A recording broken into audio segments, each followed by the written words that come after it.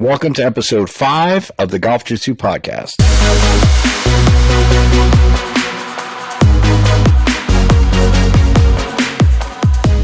This episode is brought to you by Makefield Putters. By implementing driver weighting technology into a putter, Makefield's superior ball roll and soft feel are changing the future of putting. And speaking of Makefield putters, I see that swag that you got on there, Nick. That's right. When am I going to get some of that? We're working on it. We should have a swag shop online sometime in the near future. We're working on some logoing and some other stuff. So we want to make sure it looks cool, feels good. Everyone looks good in it. So on another note, Makefield Putters made their PGA Tour debut this week. Nice. DA Points is gaming us down in Punta Cana. So good luck to DA tomorrow on Sunday. And he's putting together a solid week for us. So. Oh, sweet. So this is match play weekend, and obviously we're filming this on Saturday night. So if I remember correctly, it's Scotty versus, I know it's Rory versus Xander, and then who's Scotty playing? Do you know? I don't remember off the top of my head. Well, let's pull it up, right? We have the internet for that reason. Supercomputers. Yep. Jason Day, Scotty Scheffler. I don't know what's going on. I think it's still happening right now, or it's finished. Not sure. I think there's 3 groups left on the course. Oh, really? So we're still going. That's awesome. I like this weekend. I hope the PGA Tour brings it back next year, because I heard that they don't have room for it. So I don't know. That's interesting. Like, why you would take an event that's so beloved that, you know, the pros, the fans love this event. Match play, I think, is so much fun. It's so much fun to watch, you know. And why would you totally take that out of the schedule? It doesn't make any sense. Yeah, I mean, other than the players, is it potentially the strongest field of any event throughout the PGA Tour season, realistically? And match play is a different animal. I mean, you know, double bogeys, you're still down 1. So yeah, it's a much different element. It's a much different thought process. I love seeing it on the schedule, and I think that's why people are so enamored with the President's Cup and the Ryder Cup. Because it's a format you don't get to see the rest of the year. Yeah, I actually enjoyed watching it today, because I think it's almost like there's a little less going on once you start progressing. So, like, you know, you're able to track and follow. You know, it's easier to watch basically than a live event. You know. Yeah. Once you get out of the pool play, right, you're down to your final 16, and then it narrows down from there. It's almost like watching the last 2 events of the FedEx Cup playoffs, right? It's a more concentrated field. It's easier to follow. You know more of what's going on. I think it's a great event. I play in a league that's match play, and I enjoy it. You know, so one other question, Joe. Yes. So leagues, whether it's private course, municipal course, Friday afternoons in the summer. Why would you hold a golf league on a Friday afternoon in the summer? I think that's the best day to hold a league, personally. Really? If you ask, yeah, I'm in sales, so like, I really can't speak on that, but the best time to take out customers, right, is a Friday afternoon, because you know, nobody wants to see you on a Friday, right? Because everybody's preparing for the weekend. Also, when you take out customers or guests or whatever on a Friday afternoon, it's kind of like a little treat before the weekend. You know, you're still technically working. You're not impeding on like the family time. Pete and I actually played in a league that was every other Sunday, and I absolutely positively hated it. You know, because I wanted to see what playing in a league was like, because I haven't played in any type of league since I played ice hockey. So it's been a while since I was in that kind of format. And I hated playing on Sundays, every other Sunday. You know, for me, it was like I was missing out on church. I was missing out on family time. I'd come home, I was tired, because I don't care to play, you know, like on weekends, you know? Yeah, I don't blame you. So we have this long-running Thursday afternoon doubles league, which they're trying to move to Friday afternoon. Now, for our listeners that are not Jersey, New York, PA, Delaware people, Friday afternoon is the big commute down to the Jersey Shore in the summer, which makes it tough to get a full league together to play golf. And get a strong number there for cash prizes and stuff like that. So that was the reason I brought it up, is because, with the Jersey Shore being such a big thing over the course of the summer, Friday afternoons become a tough sell for a golf league. Yeah, for me, hands down, I think that's the best day of the week. My two favorite days to play golf are Mondays and Fridays. Mondays are great because when you play in like communities like in Monmouth County, everybody's played on the weekend on Saturday and Sunday. So unless you I personally, I can't stand 6 a.m. golf. I do not like it. I'm a twilight golfer. I like the afternoon when the course is dried out, the sun's out, there's nobody on the course.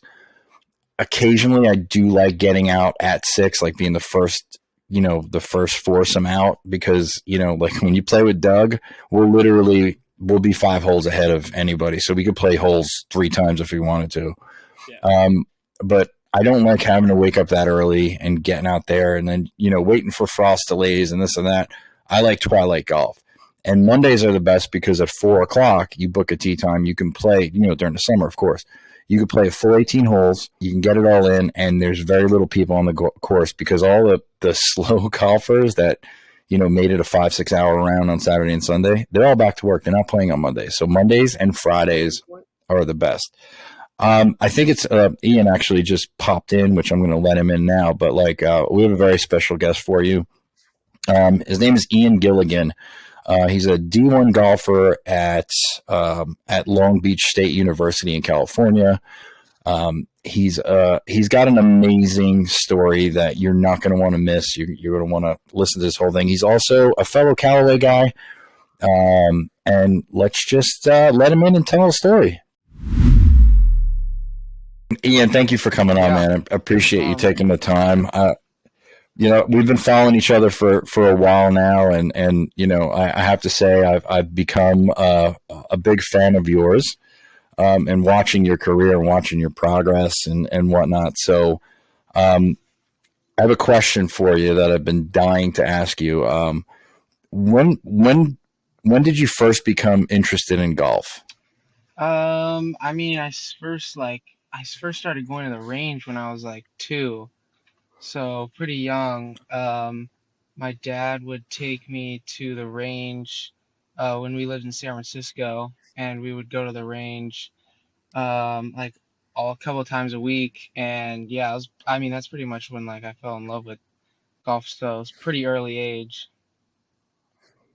So you were born in San Francisco, and then you grew up in Reno, right, in Nevada?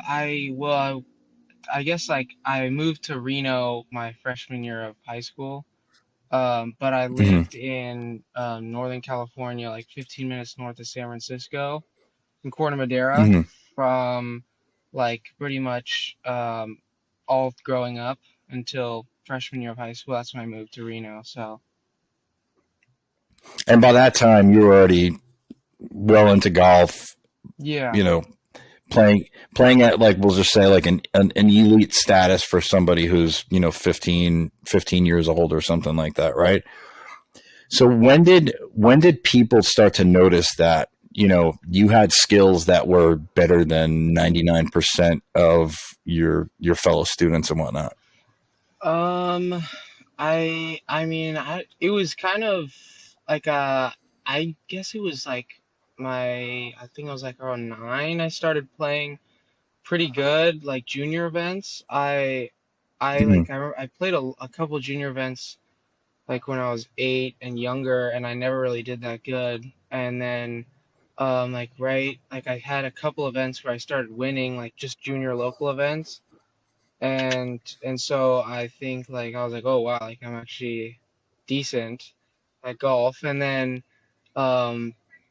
it was like kind of flat for a while. Just like, once you jump to the like next level, it gets harder because I was playing against like kids who were 16, 17, and I was like 13.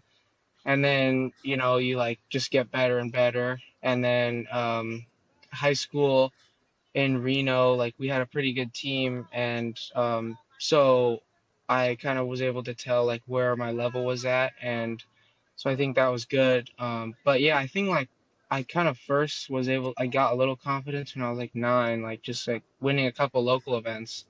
And I was like, okay, like it's pretty good. And that kind of like started it. Yeah, but you said something that all right, you said you were like 13 and you were playing against people who were 17. That's a big, there's a huge gap in skill and strength from 13 years old when you like say you begin puberty Yeah. to somebody who's 17. So that's pretty impressive. That's basically I know it's only 4 years, but in terms of skill and in terms of everything else, you're talking that's like a 10-15 year difference in real time, Yeah. right? Like if you took like somebody who's 20, that compared them to somebody who's like 35, Right. and with that experience, that's tremendous, man. That's tremendous. So you moved to Reno, you're playing in high school, and did you make the team freshman Yeah. year? Yeah. Freshman year, we had a good team. We had like, yeah, we had a good team, and we were competing to try and win state championships because we had a couple good, really good players. And yeah, I made the team. I think I played like around like the 2 or 3 on the team freshman year. And we made it to state, which was in Vegas, and I think we got like third or second. I think we got second place. So it was close, but yeah. So that's I guess you were on the JV team, right? So I'm guessing that they do everything like just how same thing as they do in Jersey. When did you start playing for like the varsity team? Oh no, it was varsity. Yeah. Oh, you went right to Yeah. varsity. Okay. Oh, So yeah, awesome. you're basically playing that same age gap, right? At that point, right? You're probably 14 years old as a freshman, playing against 17 and 18 year Right. olds. So you were making that adjustment from basically junior golf to high school, but in your mind, you're like, oh, it's the same kids I've been playing against for a couple years now. So do you think that helped in your adjustment to playing high school golf? Yeah, Or yeah, I think a little bit.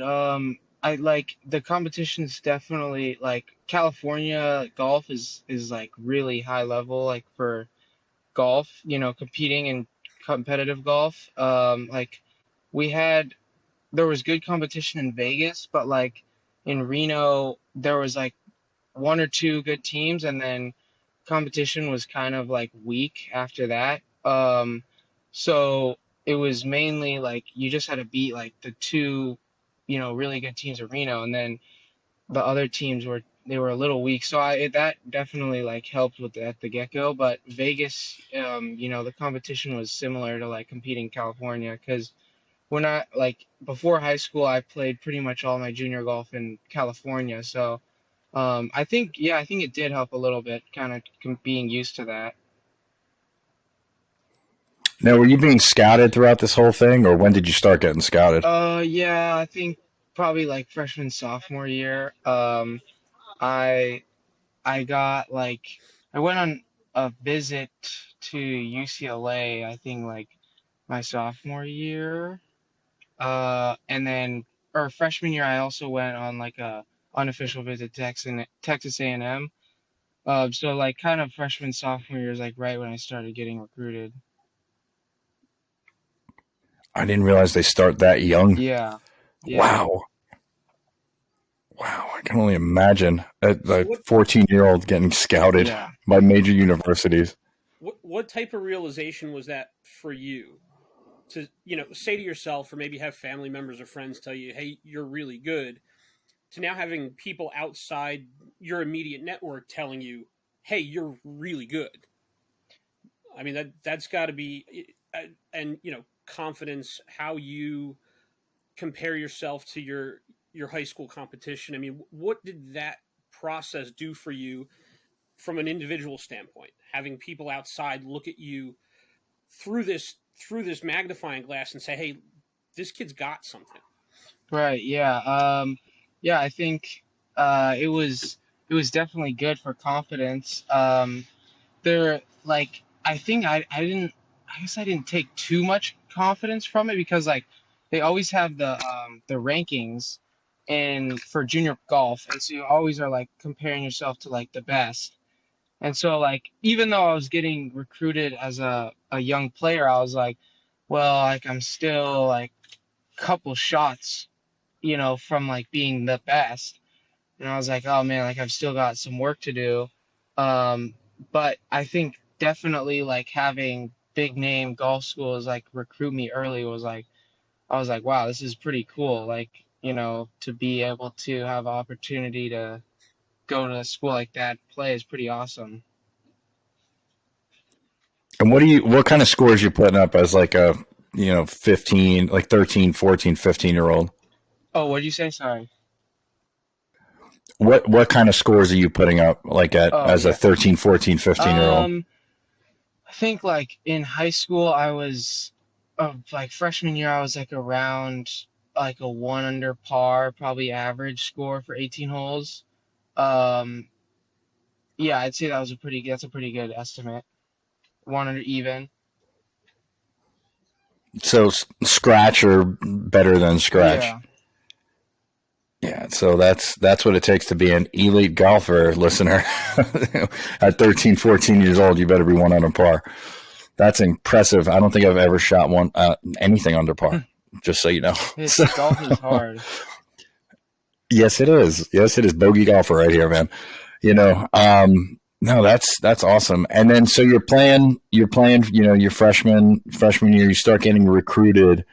Um, what then? What happens? Like, have you made a decision in terms of what college you wanted to go to early, or was it still something that you were kind of waiting to see how it went? Yeah, it was like you kind of start getting recruited, and like the NCAA has a lot of like rules, and they change it constantly, so it can be confusing. Like the rules are different now, but when I was there, I believe it was like your sophomore year, like I think June 15th is when they can start calling you, coaches can, so they can start initiating contact. And so kind of like when that day happened, like from there on out, like I would get like emails and calls from coaches, and you kind of like just talk, and then set up like if you're both interested, set up like a visit, and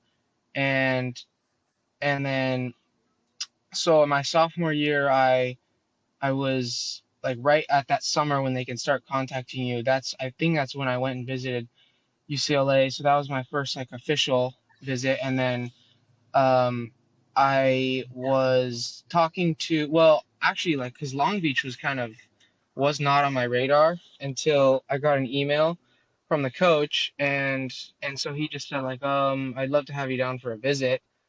I was like, oh, okay. Like, I was like, I mean, I've never like heard of Long Beach State, and I was like, I don't know if I want to go visit.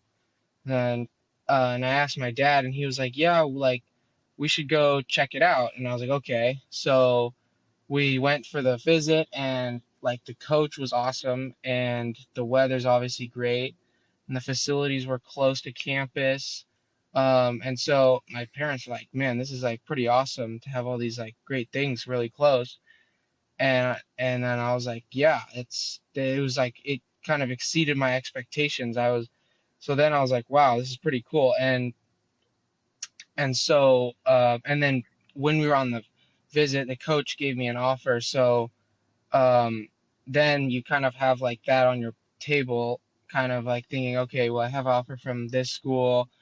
And then I was talking to a couple other schools at the same time, and so I wanted to go do a visit at Illinois, because they have really good facilities, and they also have pretty cool indoor as well, and they're obviously a really good team as well. Um, but it just didn't work out, and so I was just like, yeah, I'm just gonna accept the offer just because I liked everything that was at Long Beach. So yeah, so that was kind of how it went down. And in 2022, you were kind of you were ranked number one in the country, right? Yeah. Yep. Tell me about that. Yeah, that was pretty awesome. I I won my first two events, and so the golf stat rankings come out like they reset every year, and so it it first I think the first ranking comes out like the day that I won my first event or the second event. So I won the first two events, and so it's basically like you kind of have like a perfect record. And so my coach was like, "Oh, you should like check the ranking because I think they come out today." I was like, "Oh, okay." So we landed on the plane, and then I just checked the ranking. I was like number one, and I was like, "Holy cow!" Like, did not think I'd be number one, even though I won the first two events. Like, it was pretty crazy to like see that I was like number one. So that was pretty surreal. And yeah. That's impressive, man. And so you're number one. How did you link up with Callaway? Yeah.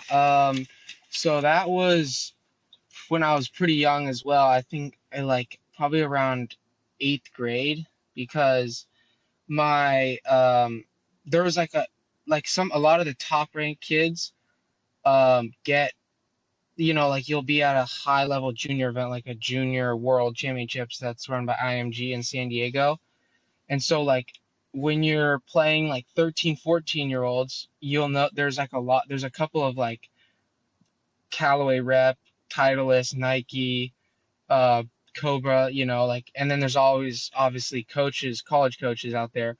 And so my dad had just seen like a couple of players have been sponsored by club manufacturers, and so they were getting equipment for free. And we are like, oh, like, wonder how we could do that. And so my dad like contacted someone in Callaway, and they were like, yeah, like we will come out and watch you play because we're already going to be watching some of the people at Junior Worlds, and I was playing there, so they came and watched me play, and they were like, yeah, we're like pretty impressed. And so that's kind of how it started, and then they just sent me some gear, and then slowly I just kept improving, and so that's kind of how it started. And so, but yeah, they're awesome. So do you have the new Paradigm in your bag Yeah, now? yeah, it's sweet. So triple diamond, Yep. right? What shaft? I've got the Hazardous. I think it's like a baby blue color. It's pretty cool. But yeah, that shaft's good. And you're also playing the TCBs in Yeah, irons. So 3 wood also in the yeah, Paradigm, the new Paradigm. So tell the listener how much yardage did you gain by switching to Paradigm? yeah. When I was with the old driver, I was spinning it like a little bit too much. And so the new driver like knocked my spin down, and it was just like pretty much perfectly optimized. So I definitely noticed like a good like 5-10 yards right away. And it wasn't even from like any ball speed. It was just mainly like the driver was just able to get it more optimized. Um and so that is obviously awesome when a new driver is, works great right away. So it's a smooth switch. And yeah. So did you get fitted for the new shaft, or you Yeah, just it's the new same? shaft. So Yep. whole new Hmm. thing, yeah. And then also you're a big Bryson fan, so you like those Jumbo Yeah, Max yeah. grips. Yeah, I used Yeah, those for I think 2 years now, maybe more. But my dad first got them on his clubs, but he rarely plays, but he got them. He's like, "Yeah, I'm gonna like try them out." And so my dad was like, "You should like try them." I was like, "Okay, I'll try them out." And so I put it on my driver at first, and when I put on my driver, I played a first tournament, and it was like felt a little weird at the start. But once I kind of got the groove down, like I believe I won the first tournament I had with my driver. So I was like, man, this is pretty sweet. So then I tried it in all of my clubs. And the cool thing about the grip is like they're ultra light, so they match the same weight as like a normal grip, even though they're a lot bigger. And so it took a little bit of time getting used to it for sure, because when you go from like that big of a difference. It feels extremely weird.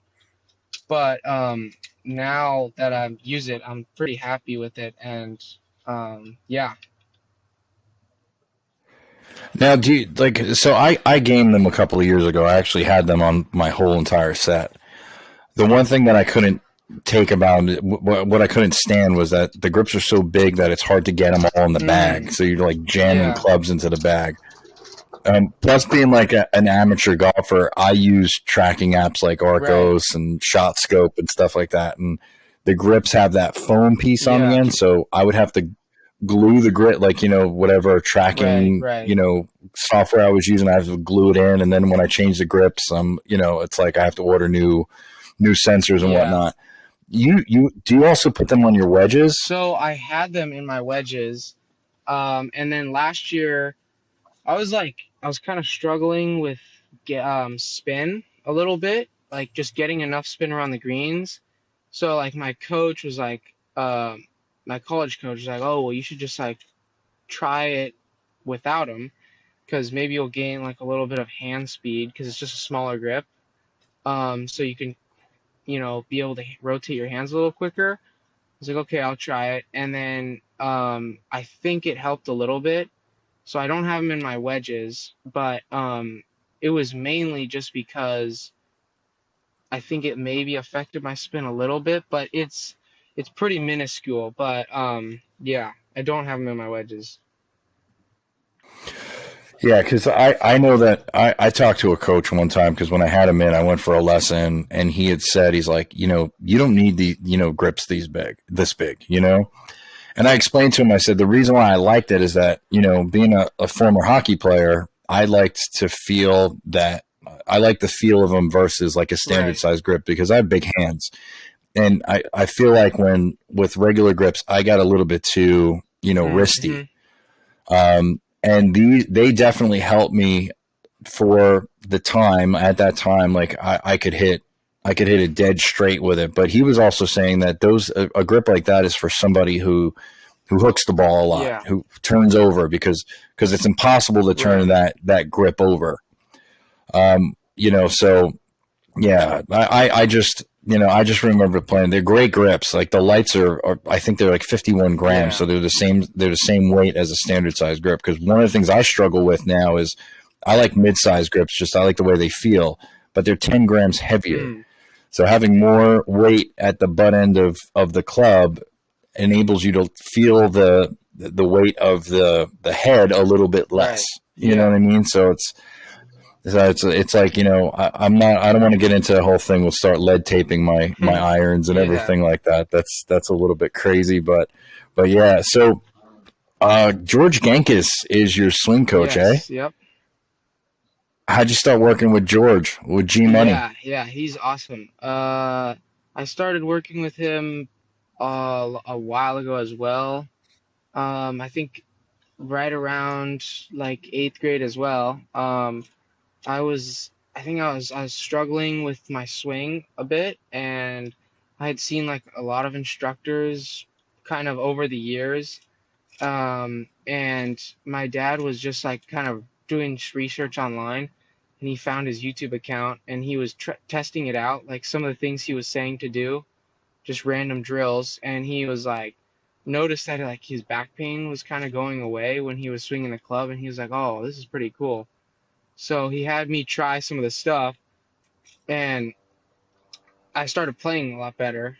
And I was like, this is pretty sweet. And so we wanted to go see him. So we went and saw him the first time, and it was like, he's like just as good or better in person, obviously, than the videos. And he really knows like what he's talking about, and he'll be quick, and he gives you like helpful drills. So I've worked with him for a while, and yeah, he's pretty awesome. Yeah, George is the man. So on now that you're in school, you have a coach at school, so you have these whole facilities and whatnot at Long Beach that can help you during the time. How often do you see George now? Yeah, I mean, even when I wasn't in college, because it was like a far drive from Reno, I probably saw him like once or twice a year. And so in college, I'm a lot closer to him. I'm only like an hour away, so it's a lot better. But I probably see him like, similar, like, probably twice a year, 3 times. So I get down there like a decent amount, but I have like if I ever need anything, like he's pretty good about like if I send him a swing video, he'll be like, send me some video saying, oh, you need to do this and this. Um, and so, that's pretty helpful when you just are able to do that. And so he's been really nice about that. But yeah, generally around 2 or 3 times a year. That's awesome. Yeah, he's super cool like that. I've sent him a couple of videos like on Instagram, and he's actually responded Yeah. back and work on this. Like he's super cool like that. I have a question because I can't understand how you guys do this because I went on a trip out to Phoenix a couple of weeks ago, and we were staying right around ASU, Yeah. and one of the nights we went to this, we kept eating at this like taco shack that was incredible because me coming from like the Northeast, you're going down to like where like that's the origination of like Tex-Mex Right, food, right. right? So supposedly one of the kids that a couple of my colleagues started talking to, he was an ASU Mm, golfer. I couldn't find him ultimately, but one of the things that I wanted to ask you that I'm intrigued with because I did go to college. How do you balance golf, your education, your social life, et cetera, et cetera? Because I can imagine being an elite golfer like yourself, you're practicing 6 to 8 hours a day. You know what I mean? right. Like, because I know if I don't play for a couple of weeks or if I don't go out and hit a couple of balls into the net, I lose my feel in Yeah. like a day. So how do you balance all of that? Yeah, it's definitely a lot. I would say that to be like an elite level player, you probably won't have too much of a social life. Just because, like for example, like a normal day, we'll have like a normal weekday, we'll have 6 a.m. workouts, and then it goes to 7, and then you may have class from like 8 to 9:30, and then another class from like 10:30 to 12, and then we'll have qualifying at some course that's like 15 minutes away at like 1:30. So you've got to get ready and get to the course, and then you're playing until like 6 p.m. And then you kind of have like that time to work on your school homework. That would be like one of our busier days. So like there in that day, you really don't have like a lot of time to practice. You kind of just have to play, do qualifying. But the days that like you have those gaps, whether it's like a day where you may only have 1 or 2 classes, and it's like an off day for the team, you really have to make sure you're getting out to the course when you have the time, or else like you're just gonna lose and you're not gonna get any better because like you have to take advantage of the opportunities, because the days where you're like super busy, it's tough to get out to the course, and work on specific things. And so like I'd say that was like the main thing is, you know if I only have like an hour or of like time where I can go out to the course, I'm making sure I'm going there and maybe just doing like 45 minutes of putting, just because it makes like a big difference. And so that is pretty key. And then like for school and stuff, just making sure you're checking in with your classes every week. But at times it could definitely be a lot, especially like when we travel, because you miss a lot of school. But you kind of get down like a system, to manage your time. But I would say like there's not a whole lot of time to be like having, I guess, like a huge social life. But yeah. In the past 10 minutes or so, we've touched on uh, coaching, how you balance golf and school, uh, getting better every day. Um, if what I read earlier was correct, those two wins that came in 2022 came after you missed an event because of a swing change. Yes. Is that correct? Yes. So can you talk to us a little bit about that? Yeah. About, you know, you're playing at an elite level, and something somewhere says, "I'm not there. I have to get better." And what prompted the swing change? What you think you took from it? Just the experience of not being able to play that event, Right. and then having the resolve to come back and win the next two. Yeah, it was definitely up and down. I in the summer I was just struggling with a right miss, like pretty much the entire summer, and I couldn't really figure out why. And I was, like I had a lot of tournaments going on, so I wasn't able to go down and see George. And so my last event of the summer, um, all of the parts of my game were pretty solid. And so I played this one tournament, Spyglass.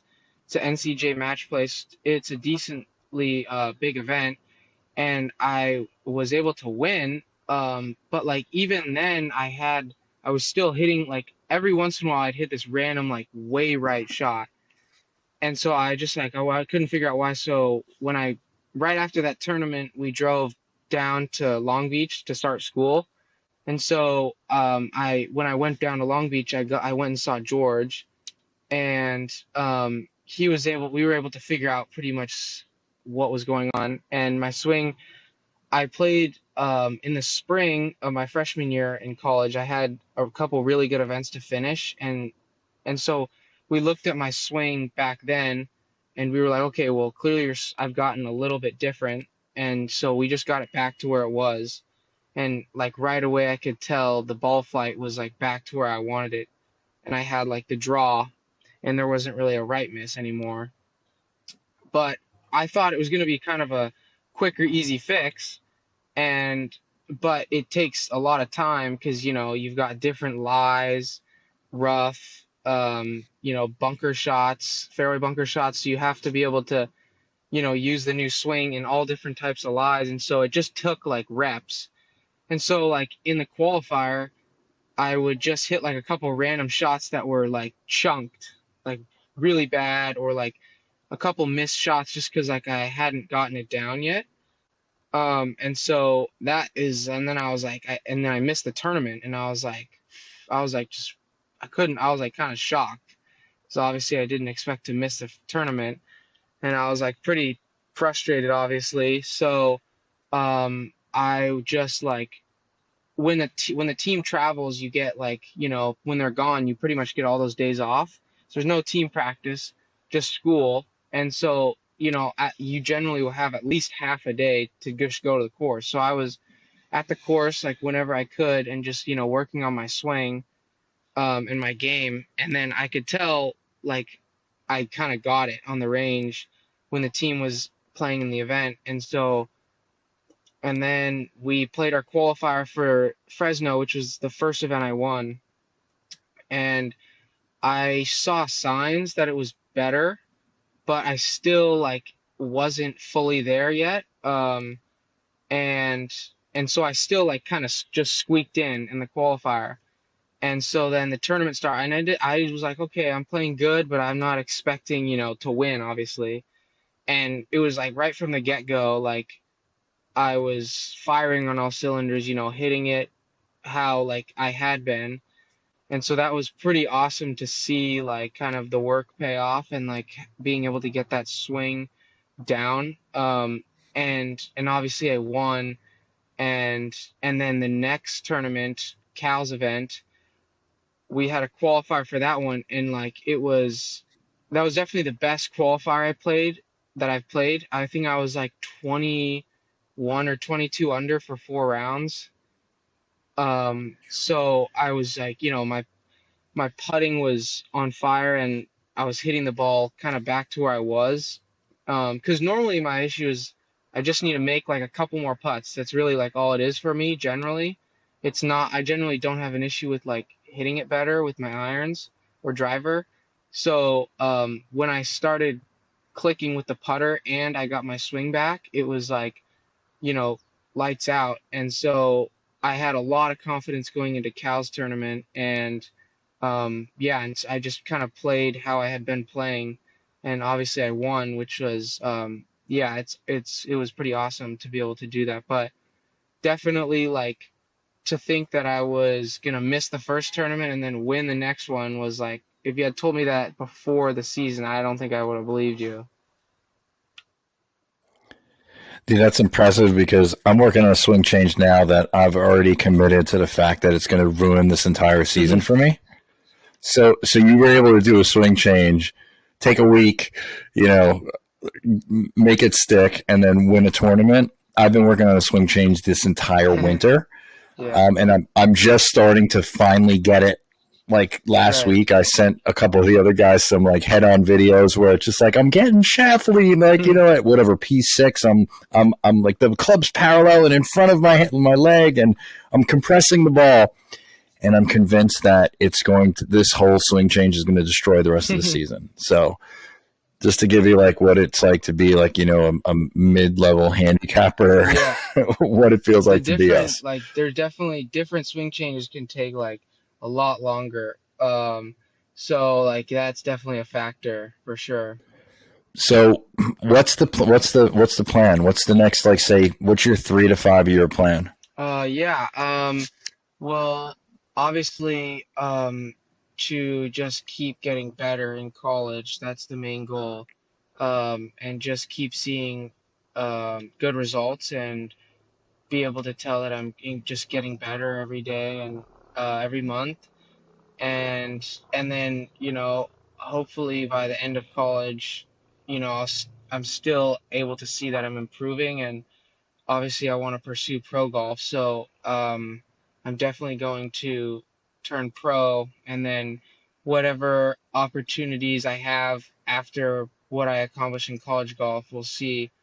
But yeah, I definitely would like to be playing pro golf, and I mean by 5 years I'd hope to be on the PGA Tour, which seems kind of crazy to say out loud, but yeah.